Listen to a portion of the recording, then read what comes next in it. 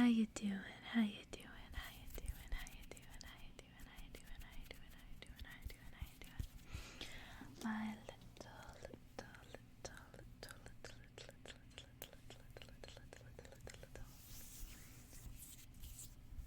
strawberry, strawberry, strawberry, strawberry, strawberry, strawberry.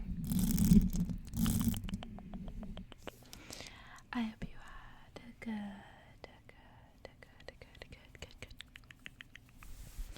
day, and a good week.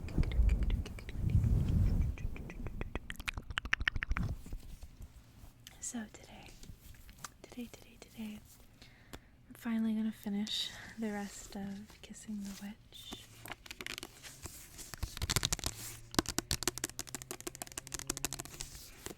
I started the series like a year ago around this time, and it's only a 4-parter.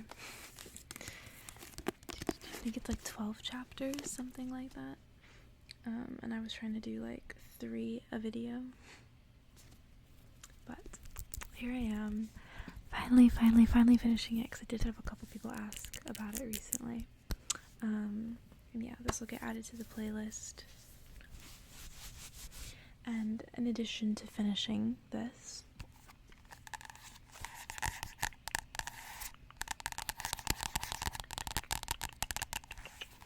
I'm also going to read a couple of short stories from this book as well, which I was kindly sent in the mail.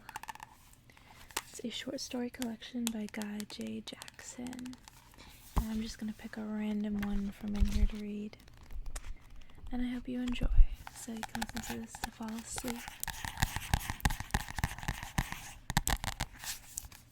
And all the previous parts for the book will be in the description. I'll have the link so you can just do that whenever you want.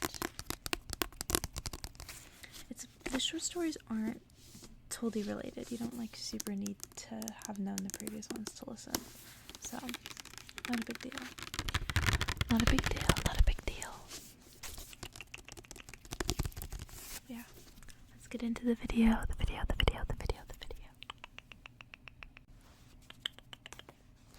So I lied. There's actually 13 chapters in this book. So we're going to be reading the last 4 in this video. Snow melting round, next morning I ask, who you before so angry? And she say, will I tell you my own story? It is a tale of a skin. The tale of skin, of the skin. See this leaf, little girl, blackened under the snow. It has died, so it will be born again on the branch in springtime. Once I was a stupid girl, now I am an angry woman. Sometimes you must shed your skin to save it. There was a king, there was a queen. He was as rich as she was beautiful. They were as good as they were happy. They lived in a palace on the edge of a vast forest where the leaves never fell. They were wrapped up in each other like a nut in its shell. The only strange thing about this king was that his favorite of all the splendid beasts that snorted and tossed their heads in his stables was a donkey with lopsided ears. The princess was allowed to stroke the creature's ears on the feast days, but never to ride her. When I say the princess, I suppose I am referring to myself, though I have come such a long way from that little girl that I can hardly recognize her. I remember that I had golden hair, lily cheeks, and ruby lips just like my mother. I know I used to run in the garden and muddy my ankles. I liked to slip out of the palace grounds and visit a cottage in the evergreen forest. An old woman who lived there, who earned her bread by her needle and by gathering herbs for medicines. I used to call her my flower woman because her face was dry like a flower pressed in a book. When the queen took sick, as good queens do, the king sent for physicians from east and west, far and wide. That's funny to me, when the queen took sick, like good queens do. Is that like a joke about how the queens always get like sick and die in fairy tales? Or is it because like it always feels like the good people are the ones that end up, having something terrible happen to them, and the bad ones, of course, they're the ones that live forever. I overheard the maids talking about it. I asked to look at my mother, but they told me to go and play. By the time the physicians arrived through the first drifts of snow, she was past hope. My father's knees were planted at her bedside like pine trees. I saw him through a crack in the door. Snow fell in the palace like a shroud that night, and in the spring the lily stood tall on her grave. The king was still locking himself away every day to lament. He had his favorite donkey brought to him and wept into her hide until it was soaked. He slept between the animal's legs each night. His courtiers breathed through their mouths. Fearing his mind was disturbed, they urged him to find a new wife, for the sake of his subjects, for the sake of the princess, for his own sweet sake. He shook his head from side to side as if to shake grief loose. No one could compare to his queen, he bellowed at them. Where would he find again such golden hair, such lily cheeks, such ruby lips? Finally, he let them bring in the portraits. He stared at Flemish princesses and Spanish infantas, English duchesses, and even an empress from beyond the sea. But though one had yellow hair and another white cheeks and another red lips, not one of them had all three of these at once. So the king smashed each picture in turn against the wall of his room. The donkey brayed in panic and stove in the side of the throne with her hooves. The king tore the hair from one canvas, the cheeks from a second, the lips from a third, and squeezed them together in his hand.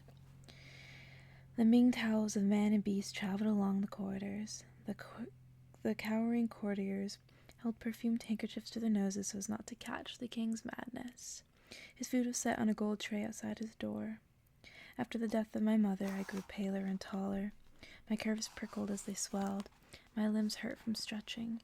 Not all the flower woman's herbs could make me sleep through the night. One day I was walking through the palace when I heard a moan. I stared at the door and remembered that the king was my father. I picked up the heavy gold tray and brought it into him. The king was as hairy and grimy as a donkey asleep beside him. He looked up as if the heavens had opened. I cleared my throat. "Here is your dinner." He peered closer, to think that all this time the answer was under my nose. He whispered, "I'm scared."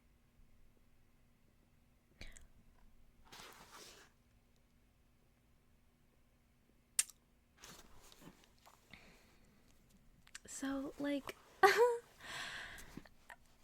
as I was reading, it kind of, occurred to me, oh, it could go there, but it's not gonna go there, right? They're not gonna do that. They had to describe her looking just like her mother, and her dad, obsessing over the fact that no other woman looks the same. So, of course, he's gonna go after his own daughter.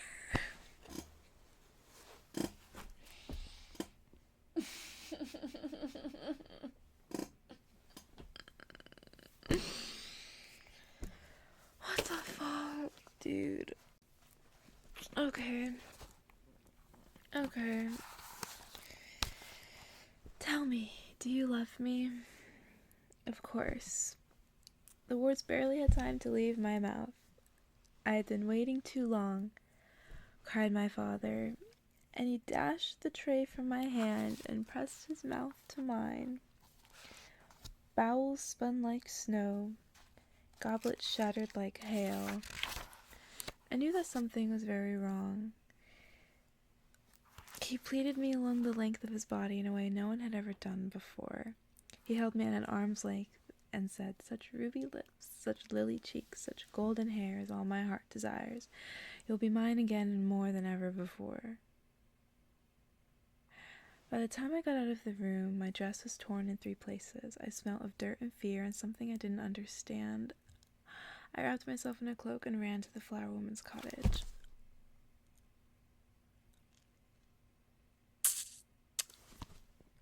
I'm so sorry, you guys. I might have to edit this to give a trigger warning because, it wasn't graphic, but maybe not. It is just implied. It's not, but it's still bad. I don't know, you guys. Okay. That was not what I was expecting. The courtiers had it proclaimed that the king's mind was unhinged. In a sort of waking dream, he thought himself to be young again, and the princess to be her mother in virgin form, a natural mistake. No.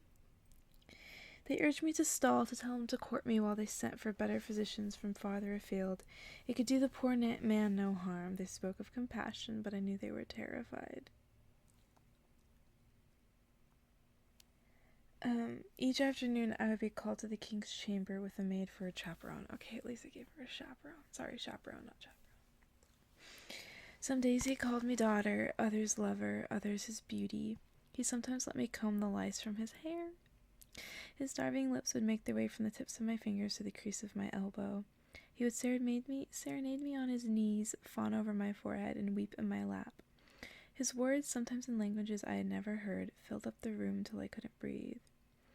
So matters continued for a month. If I loved him, the king whimpered, why would I not lie down in his bed? The courtiers insisted that I continue to humor him. The flower woman told me how to win myself a little time.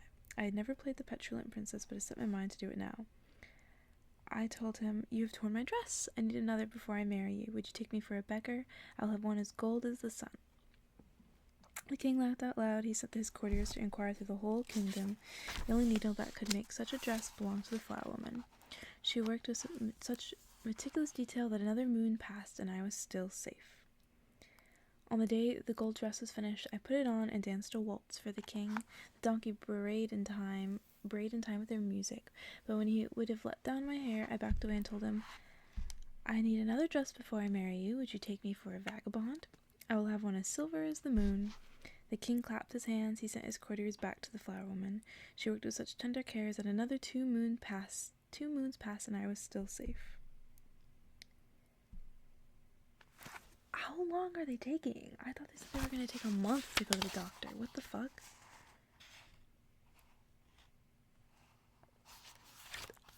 Oh my god. On the day the silver moon was finished, I put it on and danced a polka for the king. The donkey flapped her lopsided ears in time, but when he would have seized me in his arms, I backed away and told him, I need another dress before I marry you. Would you take me for a woman of the roads? I will have one as glittering as the stars.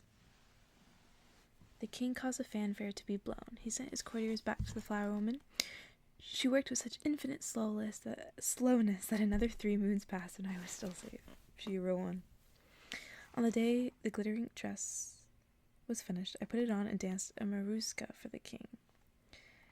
But when he would have lifted my skirt, I backed away. I had one last request, and then I would marry him. Give me a cloak, I said, made of the hide of this donkey. That's fucked. His face fell into itself, crumpled like a rotten pine cone. I almost softened. Winter is tightening its grip on this palace, I cried. Would you have me colder than this dumb beast?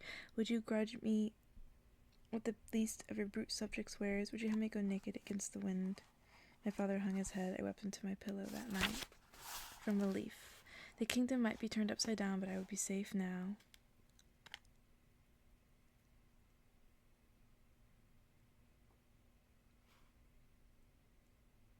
He's gonna kill the donkey, isn't he?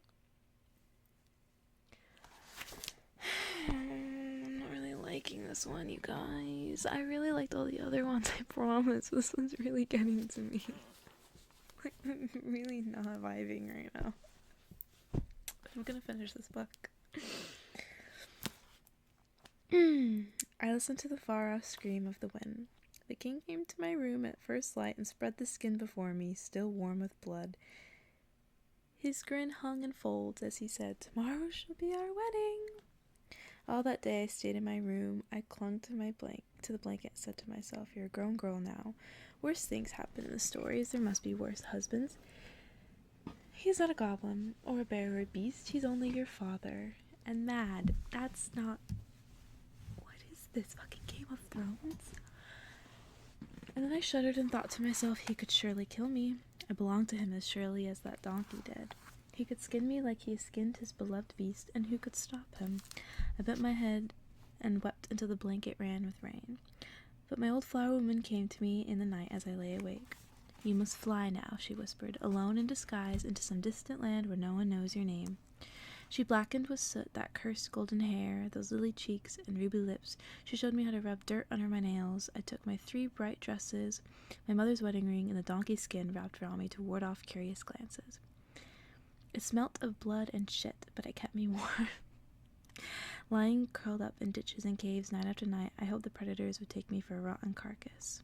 The stars looked down on me and laughed. Was this freedom, I wondered? Was this better than a throne? As I drifted from my father's kingdom into the next, following the caravan of days, I shed every layer of pride. Hair began to grow in unexpected places. It hung about my face like a thorn bush. Seeds and insects clung to my skin. I began to learn the lessons of the ass. Eat anything that doesn't move. Snatch any warmth going. Suffer and endure. I kept moving only because I had nowhere to stay. Children in tiny villages threw boots at my head, called me stinking donkey skin. I lived on what I begged or stole. I had meant to sell my dresses, but I found I couldn't part with them. They were the only brightness I had left. The first month of winter, my shoes felt like iron. By the third, they had worn out. I didn't notice losing them on the road at last. My feet were as hard as the scrapes of shoe leather by the time they slid off. I had never felt so ugly or so faint or so strong. I had lost count of the moons by the time I came to a strange kingdom where the trees were not green. The first time I saw the turn of the leaves, it bewildered me. I thought it might be the end of the world. Not even the flowering woman could make a dress as bright as this destruction. I thought some invisible fire must have burned each leaf from the outside in. I could see the green veins retreating before the crisp tide of flame. When leaves fell on me, I staggered out of the way. More colors than I had names for colored my feet as I walked. At night, I slept on a pile of crackling leaves, strangely comforted that all things were sharing in my fall. My last night of vagabondage or freedom felt like any other. I curled up in a hollow tree to keep out the wind. I was woken at dawn by the jangle of the hunt. Catch it alive if you can, came the cry. The dogs had sniffed me out. The huntsmen wept with laughter when I limped into the light. They carried me through the crackling forest, over the river as a living trophy for their prince. Now I was back in the land of the living. I could smell my own loneliness. "Who are you?" asked the prince, glancing up from his leather-bound book. "A poor donkey without mother or father. What are you good for?" "Nothing but to have boots thrown at my head." He was the handsomest man I had ever seen. He seemed amused by my answers and rewarded me with a corner in the kitchen. In return for washing dishes, peeling turnips, and raking ashes, I had the right to sleep. The animal in me was glad of the fire, but I hated to hear the heavy bolts slide home last thing at night. The turnspits joked so coarsely I could barely understand them.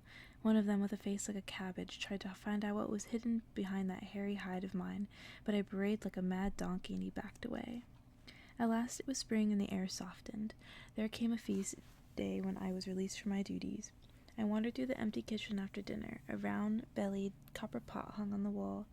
I caught sight of my own face in it, and I flinched. Down by the river, I dropped my heavy skin and rinsed the past away. The comb hurt me, but I was glad of its teeth. My mother's wedding ring slid easily onto my finger.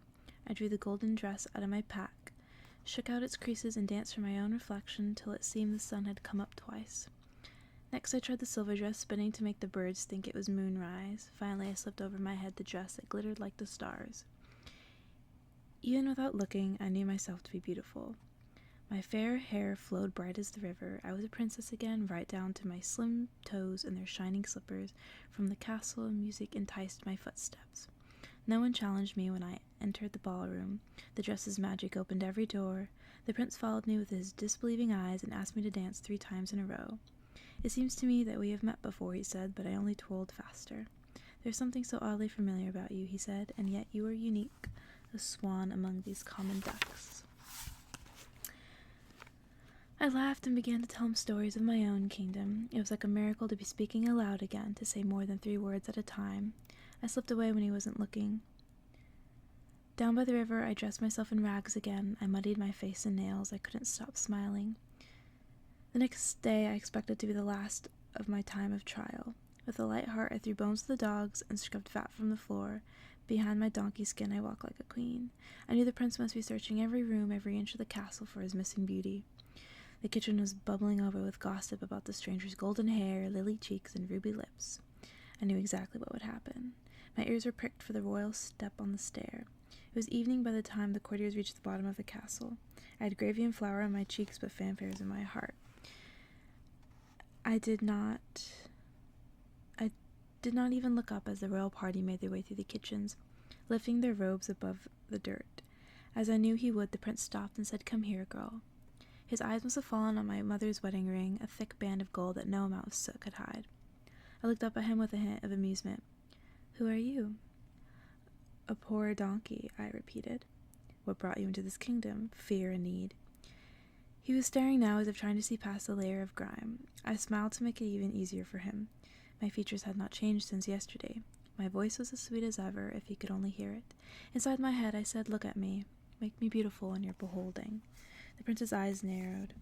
Was he drugged that he couldn't hear my heart calling to his? Surely he would know me all at once, any minute now, and burst out laughing at the absurdity of all such disguises. He shook his head as if collecting his wits and turned back to his courtiers. Was I tempted to cry out, to declare myself?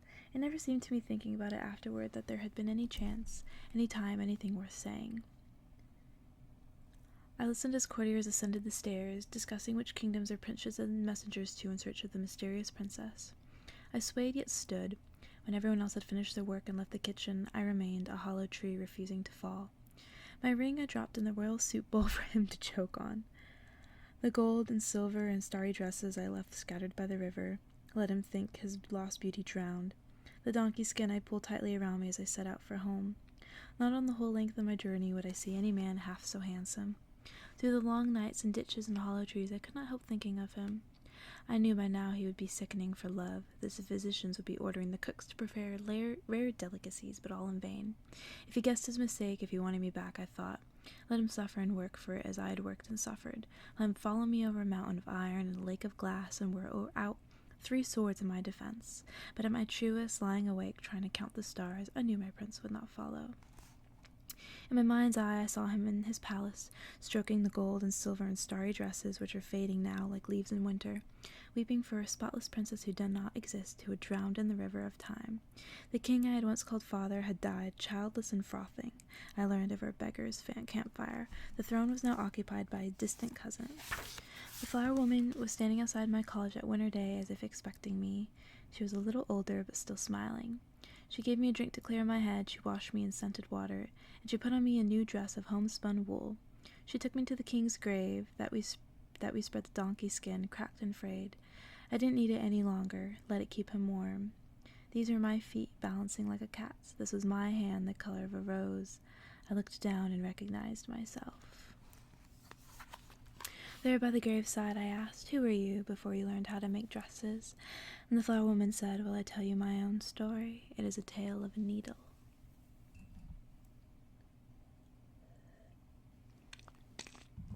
I liked the way that one ended. I liked how she was like, "Oh, you're not even gonna recognize me when I'm in my rags?" Yeah, well, fuck you.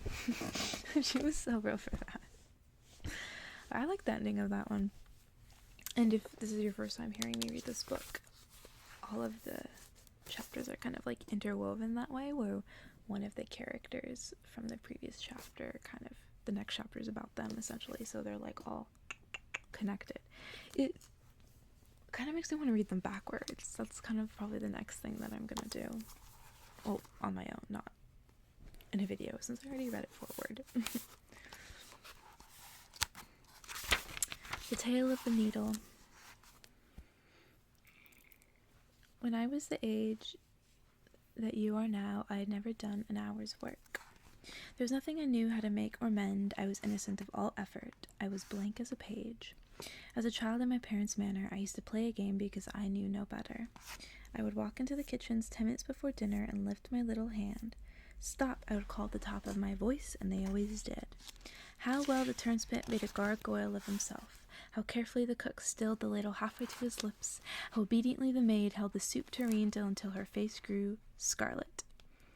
Only when I clicked my fingers might the servants slump into their ordinary life again, like grumbling giants woken from their sleep of ages. I had many games, but that was the best one. They had no choice, the turnspit, the cook, and the maid. My father always told them his little beauty was never to be crossed. My mother said no one was ever to make her baby cry. You see, before they had me, they were both so old they thought for sure they were barren. They swore complicated vows, swallowed medicines made from boiled frogs, and went on pilgrimages for months at a time. At last, like a gift from above, my mother grew big, and my father put a chicken in the pot of every family on our estate. The day I was born, they lifted me into my father's hands, and he roared out so all could hear, "This is my beloved daughter, in whom I am very pleased." From the very first day of life, I wore gold mesh gloves so that nothing would ever soil my fingers. When I was a baby, they told me, I used to try to tear them off, but soon I grew placid and laid my hands across my belly like jeweled fans. For many years I didn't learn to walk because I was carried everywhere. Not by my parents who had grown frail, but by the most sure-footed of the servants. Grateful fireworks erupted every month on the date of my birth.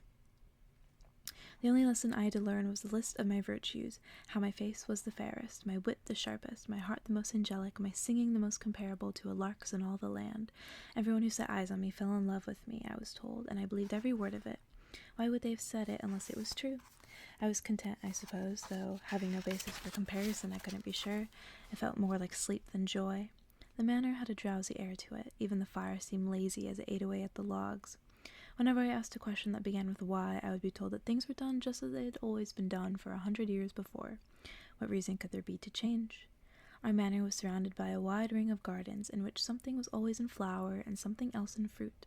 Behind that stood a huge bramble hedge, its blades so thickly knitted that when I stood near it I could see only chinks of blue light from the outside world. No one ever went outside if they could help it. Hadn't we everything we needed here? About this time I was becoming restless. The year before and every year before that I had been peaceful, but this year I was growing, my fingers lengthening and straining against their gold nets. As the childish lines of my body were first forced into curves, my mind began to writhe. It was as if some unseen hand was nudging me, magicking me into a shape that was not my own. I kept asking for a kitten of my own to play with, even though my parents always said it might hurt me. Poisonous feelings rushed through me with no warning. Greed when there was nothing I lacked. Anger when I had nothing to resent. Despair when I was the luckiest girl in the world. I thought I knew every room in the castle, having spent my childhood wandering up and down its many stairs, taking the freedom of each scullery, gallery, or bedchamber. But one day I was out in the rose garden playing with my golden hoop for lack of anything else to do when I looked back at the tall gray tower and realized that I had never been up there. No door was locked against me, but I had never found a staircase that led to the tower. Its narrow windows seemed to wink at me. When one evening after dinner I asked my mother to take me up to the tower, my parents looked at each other. "It's all shut up there," my father said. "It's not safe." "Come here," said my mother. "I'll tell you a story instead." She bent down and took me on her lap, though my feet almost touched the floor. The only stories were family stories, and they were all the one story, as my mother told it. I could see it unfolding like a dusty tapestry silted up with memory. How my great-grandmother had long fair hair and married a prince and had 5 children and lived happily ever after in this very manor house. How my great-great-aunt embroidered cloth of gold and married a duke and had 4 children and lived happily ever after across the mountains. How my grandmother had deep blue eyes and married an earl and had 3 children and lived happily ever after in this very manor house. How my great-aunt danced like a sparrow and married a baron and had 2 children and lived happily ever after across the seas. How my mother married my father and had me. I liked to consider this long story and how it all led back all the way to me as a path winds to a mountain top. It soothed me for a while and made me feel like I was in the right place, the only place to be. But the worms of discontent had got into my veins somehow. I kept asking about the tower, no matter how they tried to fob me off. Then one evening after dinner, I demanded that my father take me beyond the bramble hedge, and my parents stared at each other. "There's nothing out there to see," said my mother. "It's a cruel world full of evil men." "Hush," said my father. "Don't frighten the child." He bent down and asked, "Would you like a kitten instead?" Now she gets a kitten. It was black and white, the softest thing I'd ever laid hands on. It was my own, more precious than all my golden toys.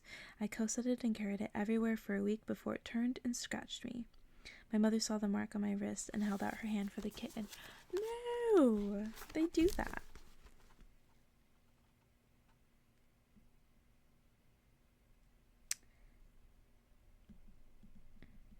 I waited all day for her to give it back. The scratch hardly hurt at all anymore. No, literally, it's like a tiny paper cut. It's nothing. When that night at dinner I asked after my kitten, my parents looked at each other. "It got lost," said my father. "It wasn't a kitten anymore," said my mother. "It was turning into a dirty cat. I found out from the maid that they'd given it to the manservant and told him to drown it in the well." My parents lavished even more affection on me. Man, fuck them. Fuck your parents. My mother stroked my hair as she passed me in the corridors. Every time I came into the room, my father would open his arms and ask whether I had a smile for Papa today. It was then that I began to fill up with rage. No, period, Queen, as you should. I was like a cloud that, though its face stays white, it's slowly collecting its load of thunder and rain. One day I was making I was trying to make out the pictures on an old wall hanging in the west wing when it bellowed as if possessed. I leapt back, and maid emerged from behind it carrying an empty cup and plate. She looked startled to see me, but bobbed a curtsy and hurried away. From behind the hanging came a faraway sound that could have been laughter or the caw of a crow, as I was moving closer when I heard the dull gong calling me to dinner. The next day I retraced my steps. The hanging pulled back to reveal a heavy wooden door locked fast. I put my ear to it but heard nothing. What I did next showed a strange cunning for a girl who had never had anything to hide. I bided my time until there came a day when my parents were walking in the garden, pointing out the best roses to each other. I took my mother's keys from where they hung, slipped away to the west wing, and waited in the shadows for what felt like an hour. Eventually the maid came out, bearing what looked like a chamber pot, leaving the door unlocked behind her. I took the stairs one by one, oddly frightened of what they might lead on. Round and round they spiraled, they said to be the tower. As I mounted, I began to hear singing. The voice was faint and slightly cracked, but of an indescribable sweetness. The singer used words I didn't know, words like hungry, ocean, grave. I didn't know what she meant, but her song made me cry. I forgot all my sorrow when I peeped into her room. There she sat, an old woman I had never seen before, her hands moving in and out of her song. Dirty white hair hung about her face like ivy. Okay, so theory time. Maybe her parents really did never have a kid, and they just kidnapped this poor woman, and this is really her mother. They took her kid from her, maybe. Maybe I'm crazy. Why do they have this woman locked up in a tower?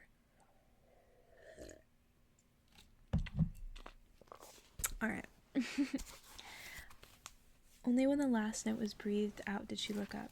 She didn't speak, only watched me like a cat. I cleared my throat. What is that thing that whirls so? I asked, for something to say. Nothing but a spinning wheel, she answered with some amusement. And that? Have you ever seen a distaff? No, I told her. How do you think thread gets spun, girl? I don't know. What do you suppose your dress is made of? I've never given the matter much thought, I said stiffly. She held out the distaff. Wrap your hands around the length of that now, she said, and she howled with laughter as if it was some joke I'd missed. I walked past her to the window. The sill was thick with dust, light sparkled in a cobweb. From here I could see far beyond the bramble hedge. There was what looked like a river and a few lines of little houses, and in the distance great purple things I thought must be mountains. I was so involved in identifying these pictures I'd seen that I didn't notice the old woman get up. I can tell you're curious, she said, stretching her arms above her head. She waved at the stool. Clearly she had no idea who I was. I must not do any sort of work, I told her. Why is that, then? I'm delicate, I explained with a hint of severity. Delicate, my arse, she said. What do you mean by that? I blinked at her. What is an arse? This is, she said, stepping closer and giving me a light smack with her open hand. She really said. I recoiled. My eyes bulged. I must go now, I told her. Was there to hurt you in a bit of work? The old woman asked. I mustn't, have told her urgently. My mother says, my father says.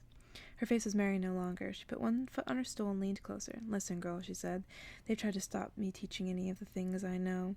Now they're trying to prevent you from learning all the things you don't. But gifts can only be delayed. I don't know what you mean, I said hoarsely. Look at these long spinster's fingers, she exclaimed. You're made for it. Take off those foolish gloves for a moment. I examined my white hands through the mesh, but I might dirty them. She made a rude sound with her lips. What do you know of dirt, little princess, swallowed up in gold since the day you were born? Oh yes, I've heard of you. The maid brings up what news there is. You have everyone in this castle walking on tiptoe for you, don't you? After a moment I gave a small nod. Not a baby's allowed to cry, she drove on, not an old man allowed to cough for fear you'd hear. All those with wrinkles or even a touch of a limp are kept out of your sight for fear they'd sadden you. There cannot be a dust anywhere or a washing tub or a single spider. I was distracted by a faraway thudding. It seemed to come from the bottom of the stairs. Were they scouring the house for me? Wake up, princess, snapped the old woman, clapping her hands in front of my nose. A tear began to well up in my eye, but I held it back. None of what you say was of my choosing, I told her coldly. I was a child. And now? Now I am almost a woman, I went on, my voice spiraling as if I had my way. And if I had my way. She let the sound trail away before saying, yes, if you had your way. I didn't know what to say. I sat down abruptly on her grimy stool. After a while I put my hand to the wheel. She showed me where. I set it in motion. There was a long moment of glorious whirling, and then I felt the needle drive itself into my finger. I screamed like a baby. Oh, girl. The old woman leaned over me, cradling me, hushing me. Her hair was soft like wool. I sucked the drop of blood from my finger. I never knew it would taste so like silver. Her voice was shaking. I thought she might cry. I stared up at her, but then I realized that she was rocking with laughter. She's like, you dumb little bitch. Oh, did you hurt your finger? I shoved her away. How dare you? That always happens the first time, she said through her merriment. Every time. You knew? I bawled. Not at all. No one knows the future. I reached out and kicked her spinning wheel into the corner. Badness was running through my veins like wine. I hate you, I shouted. You sit here in your dust, your foul mess. I'll have you punished. I could have your head chopped from your shoulders. But what a mess that would make, she murmured. I stared at her. My eyes were swollen with water, and my head felt as if it were about to break open like an egg. The old woman gave me a most peculiar smile. I heard feet pounding the stairs and a call that sounded like my name. I turned at the door and pulled the bolt across. All of a sudden I felt quite awake. I bent over for the spinning wheel and set it back in its place. I sat down on the stool and said, "Please, show me how." When I got the knack of it, I asked, "Who were you before you came to live in this tower?" And she said, "Will I tell you my own story? It is a tale of a voice." It was, yeah, I'm just, like, so curious how, oh, so you ended up, like, learning how to, you know, spin, like, and make dresses and stuff. But how did you get, if you're a princess, how did you get to, like, where you were in the previous story, where you were making gowns for another princess, the flower woman? Like, what was the in-between your story and the future story? Alright, the tale of the voice. In the days when wishing was happening, I got what I wished, and then I wished I hadn't. I'll make no excuses. I was a grown woman when it happened to me. I already ripped out my first gray hair and refused 2 neighbors' sons who thought they could have me for the asking. I'd learned every song my mother could teach me. I was standing in the market the day I saw him. I stopped trying to sell my father's bag full of fish. I stared at the stranger for hours, across baskets of salmon and the shifting back of cattle, but he never glanced my way. He stood at the side of his merchant father like an angel come down to earth. All the neighbors saw me watching, but what did that matter now? His eyes were black like ink, mine blue as the sky. His hands were pale, gripping purse and quill. Mine were scored red with fish scales. His boots looked like they never touched the ground. My toes were caulked with mud. He was as strange to me as satin to a sackcloth, feathers to lead, a heron to a herring. Up to that day I must have been happy enough at least, never to wonder whether I was or not. My sisters didn't use such language as we gossiped over our gutting knives and wiped wisps of brown hair out of our eyes with the backs of our hands. My mother, when she took a heavy basket from my arms, never searched my face. My father's eyes were cloudy as he flexed his fingers by the fire. Smiling was for Sundays. The morning after I saw this man in the marketplace, I woke up sick to my stomach and decided I was in love. If I didn't choose him, who was 10 times better than I'd ever set my eyes on, I'd never choose. If this wasn't love, then it would never happen. All the signs that it was. I was mullish and quarrelsome. I turned up my nose at cold porridge and let my sisters finish the pickled cod. And the strangest thing, when I lay that evening at the green edge of the crumbling cliff below our cottage, facing into the mist, I couldn't sing a note. My throat seemed to stop up with the thought of him. This man of this everything I wasn't, hadn't, couldn't. Grace was in his smooth boots, and sunlight ran along behind him. His collar gleamed like a halo. He made me think of trumpets and horses and the flash of high gates. If I couldn't have him, I'd have nothing. Which was all too likely. She's still real for that. I would never feel that way for a man, personally, but for a woman, absolutely. Absolutely, I would. Which was all too likely. He was gone back to the city, and no one I knew had ever been to the city. They said bad things happened there, but nothing bad could happen to a man like that. The city would be a garden at his feet. Women would bloom at the sight of him. Even if I went there, what could I say? What could I do? What would draw his lips down to my salty skin? So I went to the witch, as desperate girls do. Everyone knew where she lived, in a cave on the headland. I had never been there before. I had never needed anything they said she could give.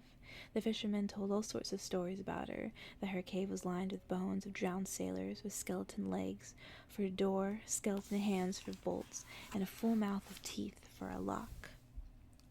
They said that she faced sea snails from her own mouth. One of them claimed to have seen her once taking a bath in a little pool with her tentacles spilling over rocks. They claimed she could turn men to limp fish with a single glance of her watery eye. Anyone who climbed as high as the mouth of her cave would freeze there on the rock until the witch hobbled down and magicked him into a gull to wheel and scream for eternity. They said so many things about her they couldn't all be true. Girls in trouble were not put off by stories. Still my breath labored in my chest as I climbed along the headland. My hands shook a little when I stopped outside the cave. She was there before I realized it. She had been standing in the shadows. She was everything I half expected. A stoop, a stick, a wart on her nose, a whisker on her chin. Her white hair had a trace of red like old blood on sheep's wool. Her nails curled like roots. Her eyes were oysters in their shells, and her voice had the crackle of old nets. And yet she surprised me. Is he worth it? She asked. Worth what? The climb? What climb? She said dismissively. I meant the price. He's worth any price, I said, steadying my breath. Glad to hear it. I studied her suspiciously. How did you know about him? I asked. There's always a him, she pointed out. A girl comes here for 3 reasons: to catch him, to quicken his blood, or to bring on her own. He's not a fish to be caught, I said angrily. So that's it? The witch yawned, baring a few black teeth. Tell me now, what would you do for him? I stopped to think. If he was drowning, I said slowly, I suppose I'd jump in the sea to save him. I'd forget father and mother and sisters for his sake. I'd weave nettles with my bare hands. Not particularly useful in this case, she sighed. No point me telling you he's not worth it, I suppose. You've never seen him. I don't need to, little girl. I've seen enough men in my time. Whoever he is, he's not worth what you'll pay. I love this witch. She's so fucking real. She's like, bitch, be so for real. But I can see by your face that you're sick for him. If he was as ugly as Lucifer, you'd still be the sun shining out of his breeches and the stars and the leavings on his plate. No matter how greedy he may be, you'll think everything belongs to him by right. No matter how stupid he is, you'll think he converses like an angel. Am I right? I have to have him, I told her coldly. Good, good, she said, a girl who knows what she wants. Tell me now, how big a job will this be? Does the man like you? At least? I flushed a little. I think so. She peered closer. I've got a ring on my finger that tells me if he hears a lie. I haven't spoken to him yet, I said in a rush. The witch made a short bark I could only think was a laugh that was out of practice. I stared at her fingers bare of rings. This must be love indeed, she said, if you know nothing about him. Then this must be the real thing if there's not a pinch of truth in that brew. This is the truth, I shouted. I want to walk where he walks, to walk in his world down there in the big city, for his eyes to catch on me when I'm dancing. Go dance for him then, what's stopping you? No, I said, stomping my foot on the ground. You must change me first, make me better, make me right, make me a woman he could love. She nodded her hands in her frayed shawl. What's wrong with you, girl, that you would make yourself over again? Everything. Change for your own sake if you must, not for what you imagine another will ask of you. I'm doing the asking now, I said. A gull screamed. We watched it flat by. After a moment I asked, is it possible then? She turned her palms up to the sky. Anything's possible. It felt like a victory. I stood up straighter. I had no money today, I told her, but if you still give me a little time. She ignored that. It'll cost you your voice, she said. I stared at her. You won't be able to laugh or answer a question, to shout when someone spills on you, or cry out with delight at the full moon. You'll neither be able to speak your love nor sing it with that famous voice of yours, but you will have him. Also, she said, while I was still taking a breath, there will be pain. Pain? Like a sword cutting you in half, you will bleed for this man. Yes, I said, all in a rush, before my other selves could stop me. The witch gave me a gentle smile. Well done, my child. Then I have chosen rightly? Not at all. But I have a weakness for brave fools. She looked around for a thistle, came close to me and combed my hair with it. Then she turned to go into the cave. I stood like a stone bedded in the earth. She looked over her shoulder. Yes? Don't die. Isn't there something we have to do?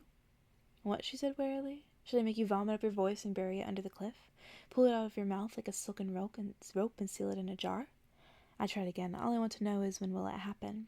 She reached out one filthy finger and touched me lightly on the throat. "It already has," she said. Then the shadows around the cave mouth took her in. I walked down the hills, my cold ears ringing. At first I could hardly believe that the change had happened, but soon I had proof. My mother saw me packing my bundle and asked what I was doing, but when I tried to answer her, I found my throat was sealed tight as a drum. At last she understood and shrank back on her stool. One of my sisters turned angry, one mocked me, another wept as I set off from our cottage, heading into the mountains. I walked and walked. Whenever I would have liked to sing, I counted sheep instead. After a day, I could no longer smell the sea. On the third day, I immersed myself in a mountain lake, and when I stepped out, I was as white as the wind. I wound wild roses in my hair. Men who passed me on the road turned their heads to stare. It was all true. The witch had done what she promised. By the time I reached the city, I had no more fear. I sold all I had for a new dress that reached the ground, whispering as I walked by. Power was ringing through my lovely body. What need had I of words? I found him easily by walking down the street of merchants to the tallest house and sitting on the steps. After a while, he came out with his father. As soon as he saw me, he laughed. He said something to his father and ran down to help me up. My feet were like raw meat, but my smile held his eyes. He was just as I had remembered. It was I who had changed. When he offered me his hand, I felt completely new. He was sure he'd seen me somewhere before. I was a puzzle to him. After a few days, he began to call me his little foundling. How the words were sweet to my ear.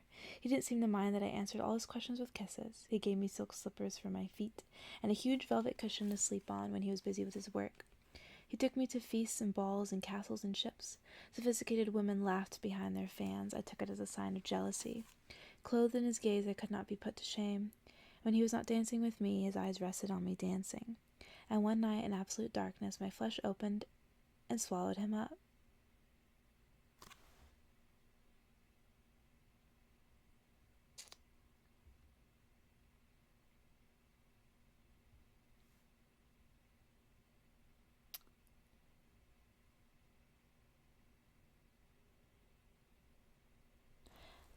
Okay, that's a sex. I thought she ate him. I think they had sex. I burned as if I were split. He made it sound like a dog. I burned as if I were split in two. I was glad I had no voice to scream. I would have woken the city. I couldn't walk for a day or two after. I felt like some strange seaweed washed up on my bloodied velvet cushion. He was so sorry he bought me trays of sweets. At night, following his whispers in the darkness, I began to learn about pleasure. Every day I woke up a little altered. After a while I would have liked to ask when we were going to be married. My eyes put the question, but all he did was kiss them shut. That was the first time I felt the loss in my voice. But I was coming to realize that my predicament was not unique. At the malls he took me, there were many beautiful women who didn't say a word. They answered every question with a shrug or a smile. If champagne got spilt down their wish dresses, they only sighed. When the full moon slid out from behind the castle, they watched it in silence. I could not understand it. Had they sold their voices too? Even their bodies were silent, always upright, never loosening their lines. They walked like letters on a page. I had no fear the evening my new life began to fall apart. I was dancing with all the grace I had, happiness stretched like a scarf round my shoulders. I turned to find his gaze, but for once he was not there. I walked through the ball, my smile unfaltering. Was he hiding from me for a game? Was he busy, perhaps, telling his friends about our wedding? The night was warm, scented with blossoms. On such a night, love should be sung aloud. Oh, when I found him on his back in the garden, he was not singing but whimpering in delight. I couldn't see which girl was on top of him. My smooth head was turned away. He would laugh to hear how shocked I was. I had so trusted the witch's bargain, I never thought to wonder how long it would last. I would like to be able to say that I turned and walked away out of the ball and out of his life, stripping his presence from me step by step. Instead, I must admit that I crouched there watching for the little eternity it took. Later, I went home with him as always. He read nothing. It seemed in my eyes the night was dark. Without a word from me or even a shake in my voice, how could he tell my heart was crackling apart? The velvet cushion under us was still soft. My legs round his waist must have been as warm as ever. How could I blame him? How was he to know what mattered to me? Perhaps we get not what we deserve, but what we demand. His sweet, dumb little foundling asked so little of him, and that little was so easy for the flesh to give. Why should she want anything more? Some nights he came home, some nights not. On one of the nights he lay beside me, sleeping as a child. It occurred to me to kill him. There was a knife in his belt hanging on the chair. It could all be over in a moment. If I drank from his throat, maybe it gave me back my voice.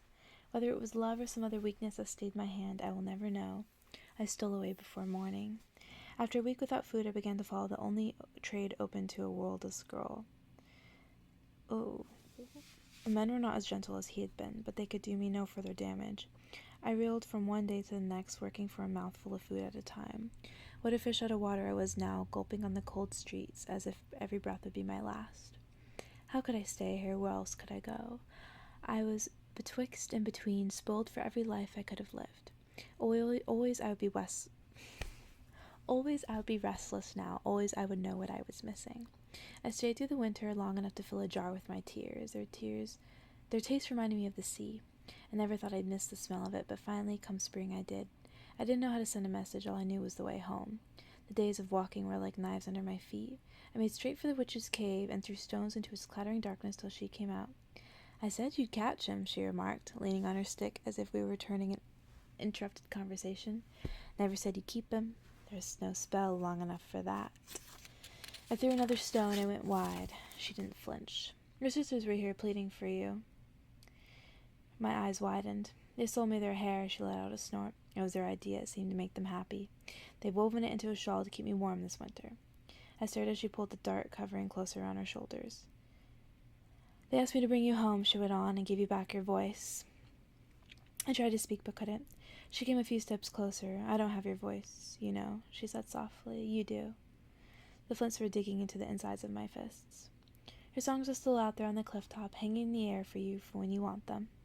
She paused, searching my face. Wish to speak, and you'll speak, girl. Wish to die, and you can do it. Wish to live, and here you are. I don't understand, I croaked at last. My throat hurt. She yawned.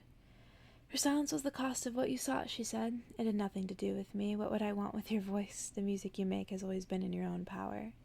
Then why'd you take my sister's hair in exchange? She smiled wickedly. People never value what they get for free. Having paid so dearly, your sisters will treasure you now. I gathered up all the months of pain and spat. It landed at her feet. As I trudged down to the village, my sisters ran out to meet me. Their cropped heads soaked up my tears. My mother had no words of greeting, only arms thrown round me like ropes. I watched my father among the fishermen bring the boats in. I would never again leave this harbor that smelt like home. At the end of the week, my feet had healed. By the next spring, my sister's hair had grown long again. Yet another year went by, and I married a fisherman with green eyes who liked to hear me sing, but preferred to hear me talk. Climbing to the witch's cave one day, I called out, "Who are you?" before he came to live here, and she said, "Well, I tell you my own story. It is the tale of a kiss." And that's gonna be the last story too. I liked that one. I really like the witch. I'm excited to read her tale, actually. She was dropping bars in that last one. The tale of the kiss. I know what they say about me. The gulls bring me all the gossip. Knowing what they say about you is the first step to power. Contrary to what you might half believe, I am no monster under my skirts. I grew up in a place much like this one, though half a year away. When I was the age that you are now, I was a girl like you, though not quite as stupid. There was another difference. My bleeding was meager when it came, and by the time the cough carried off my mother, I no longer bled at all. This gave me reason to think about my future. As far as my people were concerned, women like me had no future. I knew what they thought of women past bearing. Unless they had sons to honor them and daughters to clean them, they were old rags tossed in the corner. A barren woman was hated even more, the way they saw it. She had never earned a bite of bread. But I was not going to become an old rag when every hair I had was still red as lobster in the pot. I could, of course, have lied and smiled, got myself a sturdy husband. The men had started lurking near our door as soon as my mother had taken bad. I could have sunk my nails into one, girded him to me, and kept him hoping and cursing. Year after year, even pointed the finger at some other woman for looking crossways at me and hexing my belly. But I wouldn't stoop to that. So after they buried my mother, I packed up all the herbs in her store and came away. I found myself a village on a headland above a village like this one. It's 3 months' hard work from here, but they fish and spin and make up lies just like your folk. There was an old blanket and a water bag and a dip in the floor hollowed by many small fires. I had rock to my back and the sea to my face, driftwood to burn and the odd fish to fry. I had time to wander now, to unpick the knotted ropes of my thoughts. I could taste freedom like salt on the breeze. There was no one to nurse, no one to feed, no one to listen to but my own self. I thought no one would ever bother me again. I could live out my life like a gull, like a weed, like a drop of water. What I found instead was power. I never sought it. It was left out for me to stumble over. Only a matter of weeks had gone by before I began to find presents left outside my cave. The first was a clutch of eggs. I thought for a moment some extraordinary chicken had flown up to bring me dinner. Next came a thick slice of meat, wrapped in a cloth to keep the birds off. The villagers left their offerings at first light before I stirred out of my cave. I thought such goodness had never been known in the whole world. I thought there were presents freely given to keep a stranger from starving. How was I to know that they were payments in advance? It was a small boy who gave me the first hint. He threw seaweed into my cave until I came out with a big stick. He screamed when he saw me and ran until he fell over, then got up and ran again. When he came back the next day, he was braver. He asked, "What happened to the old one?" "The old what? Witch? Have you got her locked up in the cave, or did you boil her in her pot?" "This is my cave now," I told him, sternly. "There's no one here but me." So it was a witch they were wanting.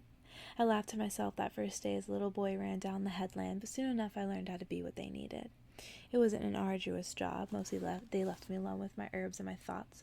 But every few months one of the villagers would creep up the headland after sunset and call out, "Are you there?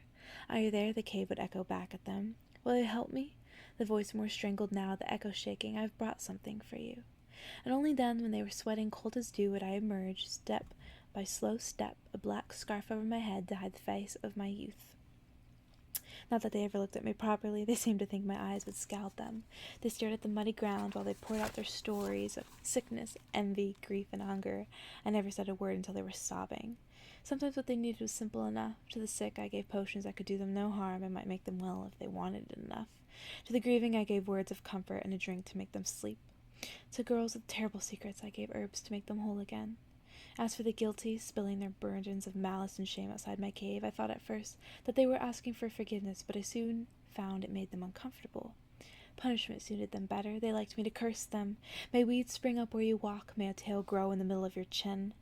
There was a woman who never said a kind word to her husband since she woke the first day after their wedding. I flayed her with my tongue until she burst into tears and ran home to make his breakfast. There was a man who had not slept for 10 years of thinking of what he had done to his own daughter. I told him to sell every animal he had to make up her dowry. Once there was a stranger who half smiled as he told me the worst thing he had done in his life, and then something worse than that, and then something even worse. I let him talk all night. I never said a word of judgment. His eyes flickered on my face as he talked, as if searching for something. The sky lightened and I was still watching him. My eyes moved nearer to the cliff edge, and just as the sun was coming up, the stranger let himself fall into the pointed waves. I was a little shaken that day. It was the first time I felt the reach of my power. Power that came not from my own thin body or my own taut mind, but was invested in me by a village. Power I had to learn to pick up without getting burnt, how to shape it, how to conceal it and flaunt it and use it, and when to use it, and when to still my breath and do nothing at all. Power those scaly-fingered fishwives and their wiry husbands could have used themselves if they'd only known how, but instead they told themselves how helpless they were and came and laid power at my feet, as well as eggs, of course, and new baked bread, and even gold coins if I judged that it would make a terrible price to make them believe in their cure. And so the years passed, leaving little mark on me except the first gray fingerprints on my bright head. When the occasional petitioner came up the headland, I answered their questions with my eyes closed. I prefer the days when I was alone. I could recognize the cry of each kind of bird. They never changed. All that was different about me was that every year my needs were fewer. My bones grew hard as iron. I had tried out every herb I found till nothing could surprise my stomach. I got so used to sleeping on stone that it no longer seemed hard to me. I rolled up in half a dozen blankets and wrapped my arms around my ribs like pet snakes. Nothing touched me in the night except the occasional spider. I was complete. I should have known you can't live on a cliff for that long without risking a fall. One morning a woman climbed up to my cave before dawn. I could hear her feet scrabbling outside. The sun was high in the sky before I rewarded her patience by standing in the entrance. Her narrowed eyes distinguished me from the shadows, and she jerked back. "You want something?" I told her. A little hoarsely, my voice was out of practice. She looked behind her for her basket. "I don't fancy butter," I said. It was a lucky guess. She flinched. "Then what will you have?" "The truth," I told her. Her hands fought like crabs. "I have a daughter," she began. "A good, strong, red-haired daughter, but she's in trouble and a trial to me. Before sunrise, she's roaming the hills. I have a terrible fear she's lovesick. She gets a strange look in her eyes. When we're working, I catch her singing songs I've never heard before. And where could she have gotten them?" I yawned to hurry her up. "If you saw her, you'd understand," the woman went on in a rush. "She's no fool nor idle. It's only this restlessness. She could be the best of the daughters if she'd only quiet down. And her sisters?" "All gone. This one's my last, you see," said the woman, her voice subsiding. "I'm not getting any younger. I need to know for sure that she'll stay with me." I turned my face away. "I'll consult the oracles," I told her. I'd always stun them into silence. Come back at moonrise on the third day and you'll have your answer. That evening at sunset, I was sitting in front of my cave, consulting the only oracle I knew, the orange sky, when a man climbed up the headland. He seemed too tired to be afraid. He stood a little distance from me. You want something? I said, without moving my head. Yes. Is that fresh trout in your hand? It is. Toss it over the cliff, I said, just to amuse myself. He paused a moment before unwrapping it and throwing it toward the setting sun. A gull caught it with an incredulous shriek. Out with the truth now, I said. His foot dug into the chalky grass. I have a daughter, he began, but she's a trial and a trouble for me. Half the evening she walks along the beach by moonlight. She gathers seashells like a little child. There's a friend of mine who has an eye on her, but whenever he comes courting, she's behind her mother's skirts in the kitchen. I have a terrible fear she'll end up an old maid. My eyes were wandering. If you saw her, you'd understand, he went on furiously. She's no fright nor feared of men. It's only this restlessness. She'd make my friend a fine wife if she'd only settle down, and then he says he'd give me half shares in his big boat. Why not one of her sisters? I'll marry. This one's my last, you see, said the man, his voice beginning to crackle. I'm not getting any younger. I need to know for sure that she'll do what I say. I stared at the soundless gulls. I'll consult the oracles, I told him. Come back at moonset on the third day and you'll have your answer. The next morning I woke with my head full of scrag ends of dreams. I doused it in seawater. Today I would need my wits, all my wits. Between the father and the mother I had to pick my way carefully. I knew what happened to meddlers who came between man and wife. I knew there were some in the village below who, after strong liquor, talked of blocking up my cave in the night. By midday rain had covered the headland. I sat in my cave, trying to persuade my little fire to stay alight. At least bad weather kept me private, shielded me from the village below with all its wearisome tribulations. Or so I thought, until she appeared in the mouth of my cave. Between curtains of rain, the girl herself, unmistakable, her blood-red hair glued to her wet throat. It was the first time in all those years that I let another human being step across the threshold. I even lent her a blanket to stop the shivering, to make up for the softness. I unsheathed the blade of my tongue. If you're the girl I think you are, I began, staring into the struggling fire. I hear you're nothing but trouble. She nodded as if I had remarked on the weather, and continued combing out the red ropes of her hair with a bit of the old comb I'd found her. You're not child enough for your mother, nor woman enough for your father. You don't work, or play, or think as they would have you work, and play, and think. She smiled at me with teeth like quartz. What are you good at? I don't know yet, said the girl, staring into the fire. Fate's steam was rising from her. What is it you want? Nothing, she said, half laughing. There's no creature under the sky that does not want, I told her severely. Only what I've got, then, she said. That's lucky. And time to think about what I want next. I nodded judiciously. And time to think. There's plenty of that up here, I remarked. She stared round the cave. There must be all the time in the world here, she said wonderingly. My heart was beginning to thumb. And time not think. I need that too, she added. I add one more question. What do you love? She took a deep breath as if her list was long, then she let it out in a sigh. Everything, she said. Everything? My voice was squeaking back. How can you love everything before you know anything, you idiotic girl? I don't know, she said seriously. It seems to leak out of me. It's like a cup spilling over. She turned to look into my eyes. They narrowed against hers. How can you not? She asked. What? You're wise. You're the witch. How can you look at everything and know everything without love? My heart was pulling on my ribs. Go now, I said. The reins eased. She turned her open face to me. But girls like you always get what they want. Her full-throated laugh filled the cave for several minutes after she'd gone. That night I didn't sleep at all. The blankets were heavy with damp. The wind seemed to whine at the cave mouth. No matter which way I lay, stones poked me awake. If I took a fever and lay tossing here till I died, I realized no one would ever know. The villagers would still leave the odd bit of food outside, but it would be eaten clean by the birds. Only the wind would hear their petitions, and perhaps its answers would be wiser than mine. Before the sun rose, I hauled myself up off the floor. As long as I had my health, the power was mine. I threw rosemary on the fire and breathed in its clarifying air. By moonrise, I had concocted my answers. To the mother, I said, The oracles tell me that because of your own faults, a terrible curse has been visited upon your daughter. If you ever order her to stay at home with you, she will run into a hare and run off up the mountain. Dumbstruck inside her shawl, the woman whispered, Is there any cure for this curse? Only time will wear it out, I told her. I would take no payment. I watched her scurry down the headland. I sat there as the moon tracked its way across the sky and began to fall. To the father I said, The oracles tell me that because of your own sins, a dreadful fate has fallen upon your daughter. If you ever order her to marry, her husband will turn into a wolf and devour her on their wedding night. Flinching from the words the father said, "Is there any way of lifting this fate?" "Only time will tell," I told him. I would take no payment. I watched him stride home, and then all was quiet. I told myself that the job was well done. Over the next few days, I went about my business, but something was wrong. Everything I cooked tasted bitter. My daily tasks seemed long, and yet when I sat by the fire to rest in the evenings, the time hung heavy on my hands. I could not make sense of what the gulls were saying. The girl came back one day. I hadn't realized it was her I was waiting for. I almost wished it was raining again. In sunlight she glowed, as if her hair had caught fire. I stood in the mouth of my cave, and all at once I couldn't think of anything to say.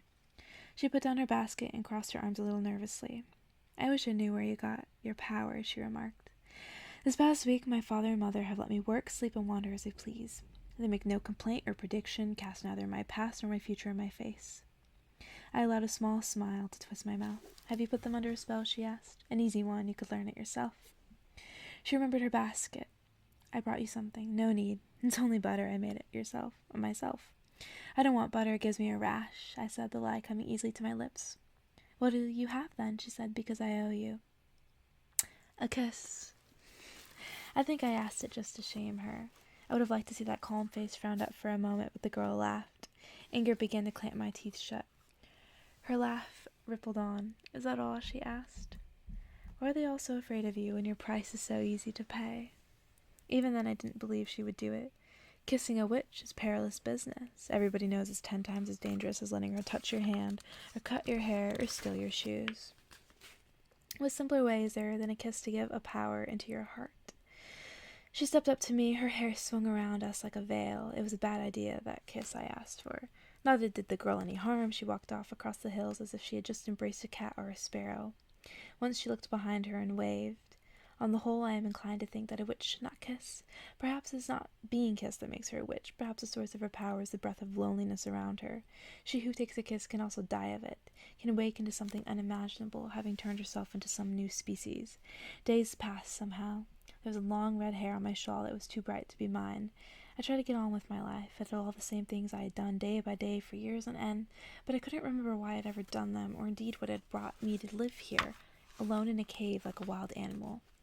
I tried not to think about all that. I tried not to think. I woke one night. The moon was full, filling the mouth of the cave. All at once I knew I needed that girl like meat needs salt. What could I do? Could I bring myself to follow her down into the village? Could I lower myself so far to let the little children throw sand at me? Would she be gone away by the time I came down? Would they tell me where she had gone? Would I be able to find her? And if I did, I swore to myself, swore on the perfect disk of the moon, that I would not let pride stop at my mouth. I would ask her to come live in my cave and learn all I knew and teach me all I didn't. I would give her my heart in a bag and let her do with it what she pleased. I would say the word love. And what happened next, you ask? Never you mind. There are some tales not for telling, whether because they're too long, too precious, too laughable, too painful, too easy to need telling, or too hard to explain. After all, after years and travels, my secrets are all I have left to chew on in the night. This is the story you asked for, and I leave it in your mouth. The end. I really liked that. That ending was really cute. And as you may have noticed, all the stories are kind of really similar to a lot of Grimm's fairy tales and even some of the Disney stories. But they've got their own twist on it. Also, I love how there are multiple sapphic characters in this book. Love it. Loves it.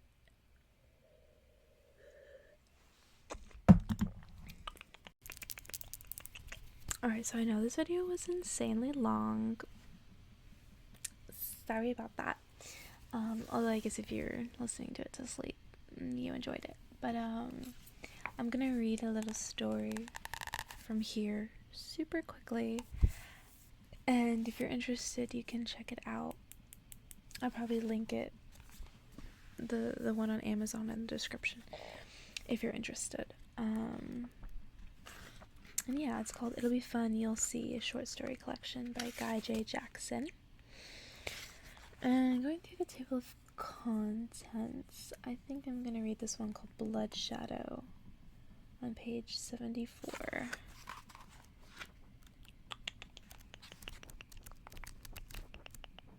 Also, a huge thank you to Guy Jackson's wife, who's the one who sent me this book.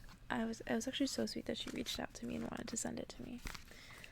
Alright, let me read this. It's pretty short, so if you'd be interested in me reading more of it, let me know. But by a blood-looking shadow on her face, he became convinced she was going to be in a car crash and couldn't let her friends drive her home. Or so he decided later on in a deep dark hole of madness, long, long after she was dead, that was what he did. Try and go back in time in various ways. Go on, try it. Will and the exercise of will and free will, hand in hand, these things are movies. You got a real good test for a woman. She's got to not be shallow, you're right, you're exactly right. Meanwhile, though, mind those hands, oh Romeo. One dude needs the back door on the bus, and back door, back door, back door, back door, back door, back door, back door, back door. He calls in all capital letters, and then a lady pitches in her own shout from a couple seconds later, back door, back door, back door, back door, back door, back door, back door. And then that lady gets off the bus too, along with the dude who had already got off the bus just before her. Then a blessed moment of fresh and newfound silence. Bus driver calls out, anybody else need the back door? Big laugh from the entire bus. We talk to young people so they teach us as well that steadfast forces change the world and vice versa. How it's about the order in which you move things and how, on the contrary, everything on that poster is accurate to a T, except the editor. This is a movie poster we're talking about here, because yeah, they've got the editor wrong. That's why I sit here writing on paper in a notebook with a pen, because there he sits next table over tapping on a laptop, trapped on a laptop. It's my last cup. It tastes like a mouthful of faked greatness. And yeah, there's multiple short stories like that. Like, I just saw one as I was scrolling through. This one's called Bus Minx, which is really funny. Oh, you can't see it because of the thing, but it's literally just one page. So yeah, if you're interested in this little short story book, I'll have it linked in the description. And I'll actually link this one as well, although I bought this used on Thrift Books, but I'm pretty sure you can buy it brand new on Amazon as well, so I'll just link that. And with that, I hope, if you're not already asleep, that you enjoyed this video, and good night. Good night, good